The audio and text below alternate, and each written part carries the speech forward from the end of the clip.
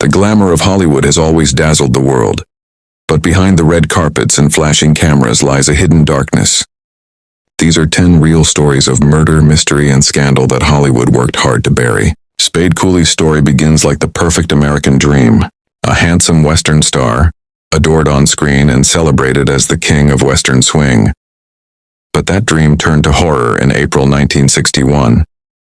Consumed by jealousy and convinced his wife Ella May was having an affair, Cooley brutally beat her in front of their teenage daughter. The violence was so severe that it caused massive internal injuries, and she died soon after. When the story broke, it shocked fans, but behind the scenes, studio executives scrambled to minimize the damage.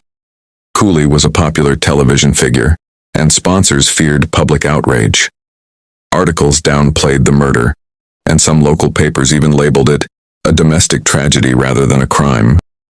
He was sentenced to life in prison but maintained his charm behind bars, performing for fellow inmates and even organizing concerts. In 1969, after nearly a decade in prison, he was granted permission to play a show for law enforcement officers.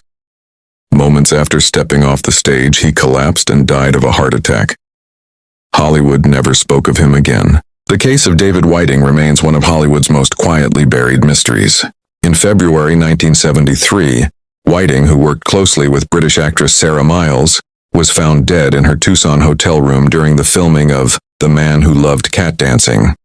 There were bruises on Miles's face, suggesting a violent argument the night before. The official ruling was a suicide, an overdose of Seconal. But the investigation was riddled with inconsistencies.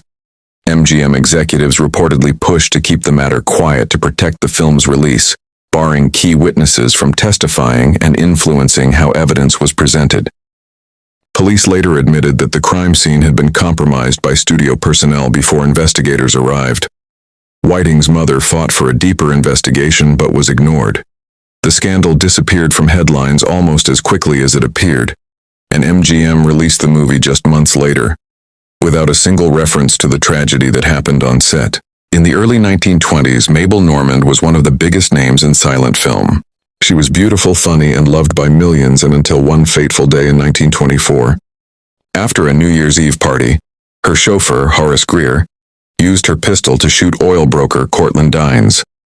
Greer claimed he acted to protect Mabel from Dines's unwanted advances, but the press painted her as a dangerous, immoral woman.